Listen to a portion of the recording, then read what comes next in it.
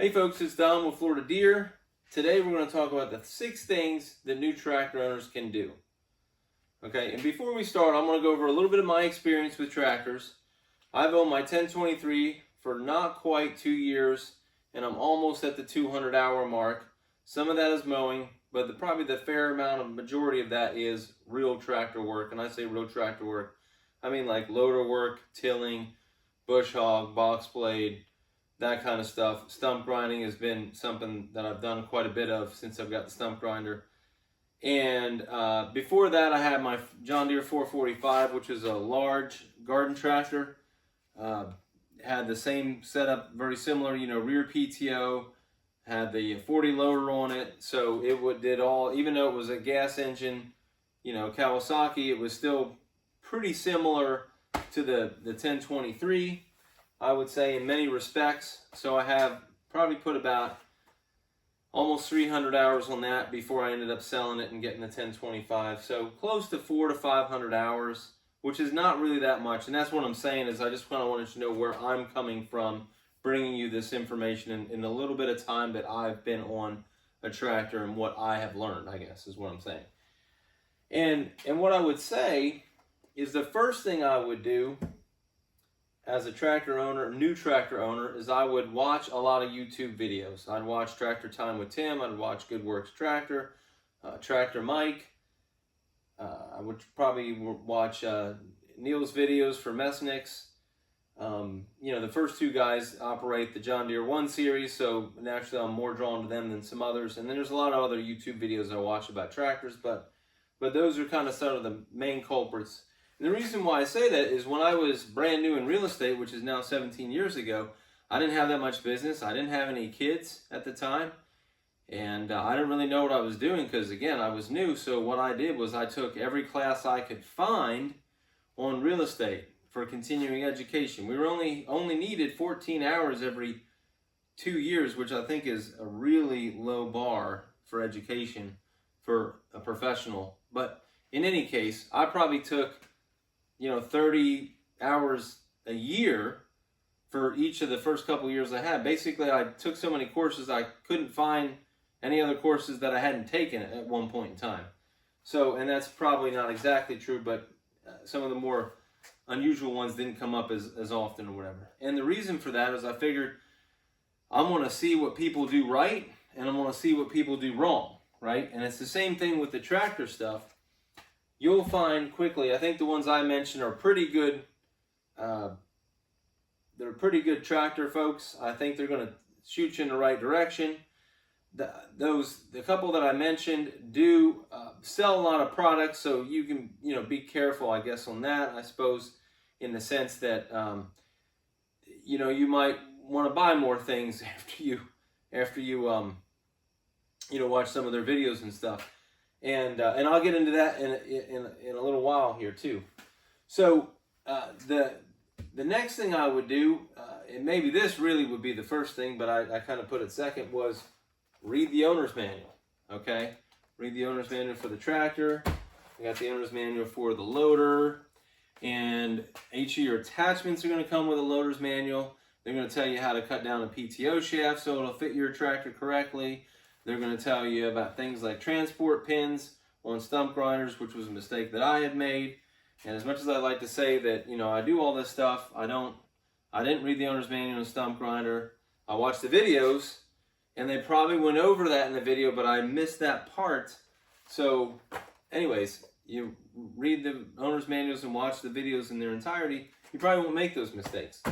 So on my channel, you'll see that I make mistakes too, and I will, just admit to doing it because it is what it is. And so the number 3 item I would do would be to take it easy with your new tractor.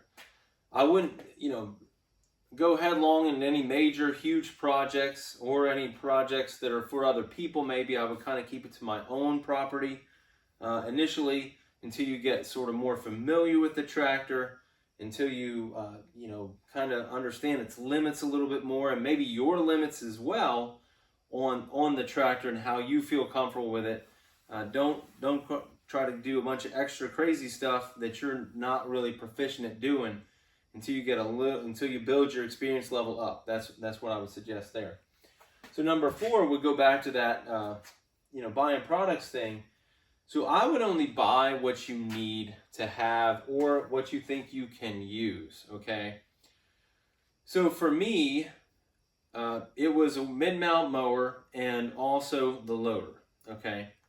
Now, I'm not anti-grapple or anti-backhoe or anti some other things or pro the things I have. You just have to figure out what you're comfortable with and what you can, operate in a manner that you feel like you can get that cost back, or you feel like you're not going to have to pay somebody else, to do the work that you could otherwise do with those attachments. For instance, I see a lot of guys that put up their tractor for sale, and they will list it for $18,000 or $25,000 or $22,000, whatever the case might be, and it comes with a slew, full package of equipment, and which is fine. That's not bad in and of itself. But then they'll list the stuff that says something like, mid-mount mower deck never used, tiller never used, backhoe used 3 times. And what I would say is that those are very expensive items that the person never used. And they paid for them initially. They might have gotten them as part of the package, but they still paid a hefty, they're painted green, folks. They paid a hefty price for them, okay? So it's not like, oh, well, it's a better deal because it's a package. You're not going to sell me on that. Okay, you can get better deals for the packages, but that's only if you use the package. Okay, you've got to use the package.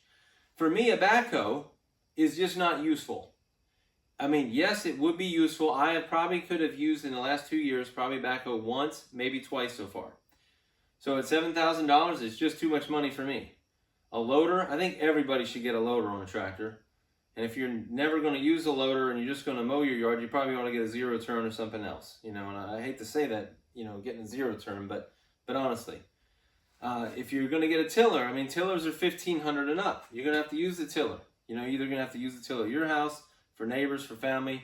Maybe you do some side, work on the side to pay it off. Stump grinding, same thing. I've made a lot of money with my stump grinder. I've actually, probably up to over $1,000 in paid jobs in less than a year. And I've actually done some stump grinding on my property. Actually, a fair amount of stump grinding that I would have paid somebody hundreds and hundreds of dollars to do. Stump grinder will probably be the first thing that actually pays for itself, even though it was the most expensive attachment that I have, which was right at $2,400–2,500. The bush hog will probably pay for itself if it hasn't paid for itself yet. For me, that's something that I'm not sure. My box blade, now that I have a Piranha tooth bar, I don't know if my box blade is as useful as it maybe could have been. And the tiller I use frequently enough that I think that it makes sense to get it.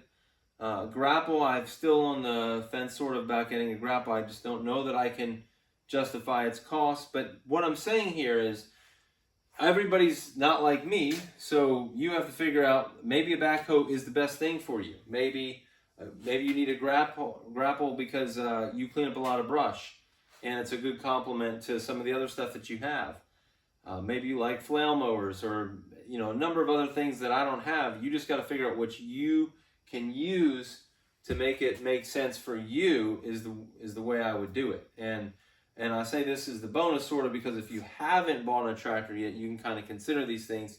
If you bought a big package or if you haven't bought everything that maybe you should have gotten, then you're going to have to go back and buy them, and you might not get as good as package deal. So number 5, understand your clearances with the tractor, and that goes with all dimensions, both up, or I should say up to the sides and the length. You want to, and those are both, there'll be 3 directions. But when I first got my tractor, I brought it home and took it through the garage, and I have an 8-foot by 18-foot garage on the front. It was all cool. I got to the back of the garage. The loader is going through the hole, where it's going out of the garage, and suddenly, bam, the garage door comes down right on the loader, and the ROPS hit the top of the smaller garage door on the back, and then I couldn't reverse it because the garage door was stuck on the loader somehow, so I had to get off the tractor and figure out how to raise up the tractor at the same time. And I think I just kind of pushed up the loader to push the door back, and then I dropped the ROPS down and went through there and then took the ROPS off. And I've had the ROPS on and off a number of times trying to figure out, you know, if they're useful for me, or because I end up hitting a bunch of stuff with them. Although at the same time I'm thinking like, well, safety is important, so you know, I put them back on and then I take them off and then I put them back on anyways. So, and that's something you can, you know, light me up on that for not using the ROPS all the time. It is Florida though, so it's pretty even ground here. It's pretty boringly flat, unfortunately. But that doesn't mean that you can't get, you know, in trouble, you know, with not having the ROPS and being a little tipsy with the tractor if you're not careful. The width, you want to make sure that you can get through fence gates, stuff like that. Make sure that wherever you're going to put the tractor, where its new home is going to be, will fit in there. Lengthwise, you know, if you have a you know, loader on and you have a bush hog on the back, that's going to be, in my opinion, well, it's a fact for me, that is the longest rig I have set up, and that is plus 16 feet, 16 plus feet. So I have another video out there that I'll put up at the end that says ideal trailer for the John Deere 1 Series. I believe is an 18 or 20 foot trailer, and the reason is I can get my longest rig on there without any problem.